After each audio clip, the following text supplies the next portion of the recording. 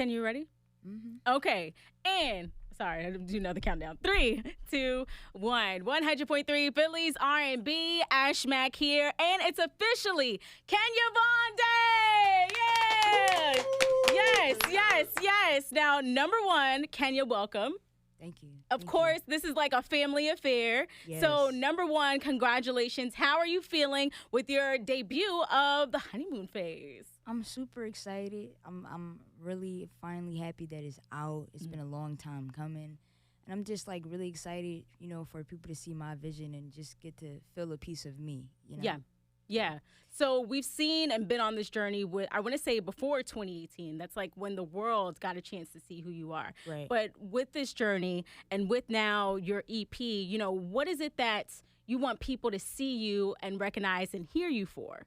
Well, like I've been saying this for a little bit, but I always feel like what I've been trying to push is just music for the soul again. You know what I'm saying? Something people can feel and really relate to and be like, yo, I just went through that yesterday. Or I understand exactly what she's talking about. Like, this got me through this heartbreak or whatever the situation may be. But just back to that relatable, topic and feeling overall, As an artist, do you think we've moved away from that? I feel like in certain areas, yes. I won't say as a whole, but I feel like in certain areas, I feel like yes. Unfortunately, but it's not that it's bad. I feel like of course, us being young, we want something to just kind of bop and groove. But I feel like the kind of downside of that has taken away from the classics.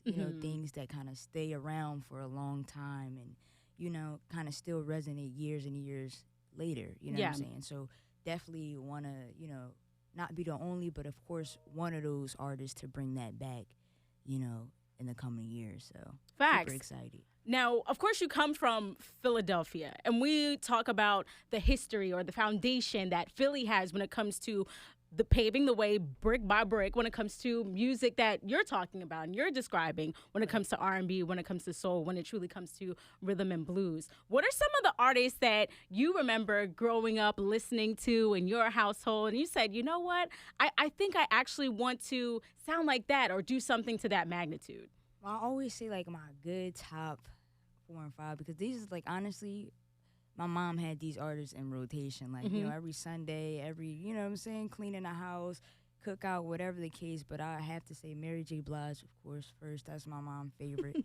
You know what I'm saying? India.Arie, she got me through, like, a lot when it comes to just loving myself, and, you know what I'm saying, accepting myself, and as the, the black queen I am, you know what I'm saying? Come on, queen! Queen talk! I say Lauryn Hill, Erykah Badu, Angie Stone. Definitely gotta, like, been saying Usher more, like, he been around, especially after that Super Bowl performance. I feel like we all got to see, like, yo, he really got all the hits, like, you know what I'm saying? Usher, just so many more. Alicia Keys, of course, just it's a lot of artists I grew up listening to, but just definitely in that soulful area. But the top, I would have to say Lauryn Hill and Mary J. Blige. Yes. Have you ever got a chance to meet India.Arie? No, but we definitely like interacted on socials. Okay. She definitely like seen, my song kind of reposted me, and I was just like going off like, oh my God, like she knows who I am now. Yeah. Like, definitely looking forward to that day when I, officially do get to meet her and just, feel that energy in person. When that day comes, because we're going to speak that into existence, what is it that you would like to tell her? Thank you. Like this first and foremost, thank you, because like I kind of touched on it, but just to go a little deeper into it, like when I say she, like, just helped me a lot with loving myself. I always kind of tell this story. I remember, just being in school, kids being mean, picking on me, coming home, and my mom, like, her way of communication sometimes was through music. Mm-hmm. So she would put on India.Arie's I'm Not My Hair, and like literally look me in the eyes, sing to me, and I would like feel that in my soul, like, I am beautiful. I am not my hair. Like, I'm not this skin. I'm whatever, like, I want to be. And, like, that really got me through a lot of, like, hard times. And I would, like, never forget that, you know what I'm saying? It still is on my, replay list to this day. So, like I said, I would just, first and foremost, just say thank you, I love that. A lot of times I feel like when you're trying to figure out who you are as human beings first, right? For everyone, we all struggle with what pulls to our identity or Right. what we have to look like. And then coming up in this industry, you don't want to be put into just a box or a stereotype. You know what I mean? You don't want to solely be defined by your skin color or your hair or the texture of it and what you look like, right? Right. So how do you continuously, and I know being a woman in this industry, I know that's a daily grind to defy, all of these other people's definition and say, you know what, this is who I am and this is who I choose to be today. So how is that, and what is your routine just for you when it comes to self-care to do that? I don't know. I just constantly just remind myself that, like, overall, everyone brings something of their own to this world. Like, you know what I'm saying? Including me. I feel like everybody is unique in their own ways for a reason. You know what I'm saying? So I just tell myself, like, like, not that I'm, like, completely different, but I'm bringing my own twist, to the table. You know, and I feel like that inspires me because I feel like there's a lot of music that's coming out, like, kind of sounding the same. People maybe compare me to certain artists, but I feel like I'm really trying to kind of mesh the sounds of, like, this new generation sound with that reminiscent, soulful, like, that remind me of, those type of artists, and, bring that into this time. And I feel like I want to kind of, start a new lane with that. So just constantly reminding myself that, like, I'm bringing something new, and I don't have to constantly compare myself because that's going to slow me down. Facts. In the end. You know what I'm saying? Your race is for you and you only. It's you against you or the older version of you. So I get that 100%. Well, we got a chance to see you on a national level when it comes to summertime. May Waves. I'm so happy we were able to support that and be one of the first stations to do that. Thank you so much again. Of course. And then now we're coming from summertime. It's almost summertime again. Right. So fast. It's so fast. Where did the time go? Right. What? Okay, now take me on this journey from where we were with summertime and then creating this now when it comes to the honeymoon phase.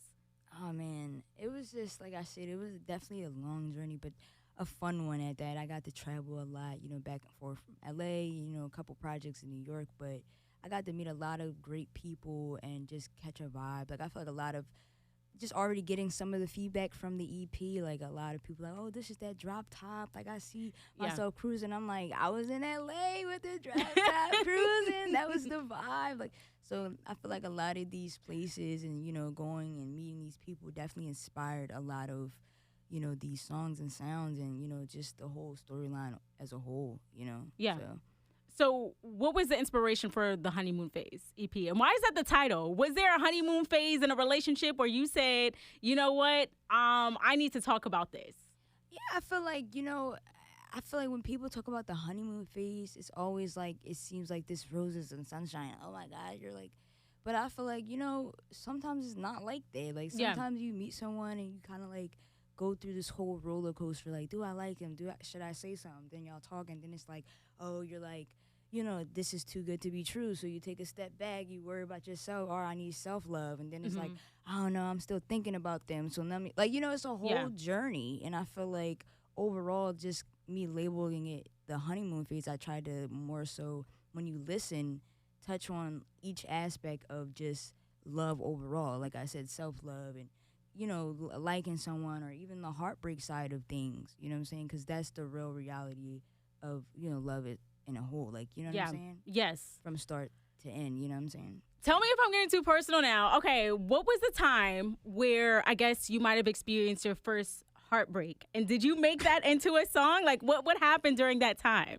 If you let me tell it, I'd say probably, like, when I was 15, 16. No, honestly, because when I was, around 15, 16, that's when I had wrote Used To, the song that was out. So, like, that was a song I kind of wrote, like, thinking, like, you know what I'm saying, I was in love. And then also around the same time, I was kind of writing, I brung some of these songs back, but Overrated as well. Like, I was the same age. And that's clearly talking about, like, that experience of, like, people really that was my first experience. Like, I'm thinking I'm about to fall in love and this is about to be happily ever after. I'm like, people be, piping this whole thing up. Like, people are sometimes really overrated and it's not true. And then they try to spin and block. Like, I went into the whole, storyline of Overrated. Tell us the spin the block story. Because I literally had a conversation yesterday about spinning the block. Are there rules and regulations to spinning the block? I just feel like, honestly, Maybe. Honestly, let's say, like, I feel like if it's like close to the time y'all was still talking, like if you waiting a year later and you trying to spin the block, like it's deaded. Like, you know what I'm saying? And I feel like usually people try to, spin the block once you're like doing better. Like once you're clearly like elevating, like, all right, I got this weight off my shoulder. I'm good now. And then they're like, oh, hey, big head. What's going on? You know what I'm saying? It's like, yo, like. So are you saying that people have tried to spin the block on you now? I mean, because that's what it sounds like. You see what I'm saying? Like, who's trying to spin the block now? Who's in the DMs? I'm not driving no names. I'm not saying much, but let's just say it's too late. It's too late now. It's too late. We're on to bigger and better things. I feel like that's when you get to the transition on your EP called I'm Dead, okay? Exactly. I'm dead, okay? Now you see me and now you feel some type of way. But more importantly, with being dead, what do you see in the future after your EP? What can we expect now? And what else you are planning to do? Just continuing to grow and learn, as much as I can about this business and just, about my, artistry as a whole. And just me as a person. I feel like that's all I ever wanted from this journey, is to just be able to do what I love. Yeah. And, explore and meet amazing people. And I'm just so blessed to, already being, able to do that in so many different ways, and just kind of elevating that over time and being able to touch as many people in the process. Yeah. You know what I'm saying? So. And I'm sure this process and this moment is full circle for you and your siblings and your family too. Yes. So, coming from you guys were in a group, right? Yes. Okay. Yes. So coming from being in a group to the success that you're having right now, what are the conversations in your group text with your siblings? Well, me personally, is me, like I told y'all. Because honestly, I always say, when I was in the group name, if y'all wondering, it was called the K5. Because it's 5 of us. All of our names start with a K. We thought it was clever. We thought it was, Come on, J5, K5, the K5, okay. K5. But I was just the background dancer. Like, you know what I'm saying? Hitting the move. I was hitting it, though. Don't get me wrong. I was hitting the moves. But I always knew, like, no, like, I'm going to be in the front. I have a twin brother, a fraternal twin. And, like, at that time, he had this, like, young Michael Jackson, so all the, the ladies in the house, oh, my God, he's going to, he was the one at the time. And I'm just dancing like, nah, it's going to be me. I'm waking up dancing. No, it's going to be me. No, for real, but so now in the group text, it's just like, I told y'all, but no, it's just, endless love and support, like, wow, like, keep going. Yeah. At the end of the day, yeah. I love that. Okay. For any artists that have had similar upcomings or just being from the area, from Philly and South Jersey and Delaware, what's some advice you would lend to them? Like I always say, it's going to be a roller coaster. You're going to be, like, you have to be your number one believer, your number one fan, because at the end of the day, you know what I'm saying? If you don't believe, no one else will. Yeah. You know what I'm saying? So I feel like once I got that, once I'm like, because so many people that told me, like, oh, I don't see it. What if I believe that? You know what I'm saying? What if I'm like, they're right? Like, who knows where I would be? So just, like, it may sound cliche, but it's so true. Like, just keep going and, just believe in yourself and stay authentically yourself.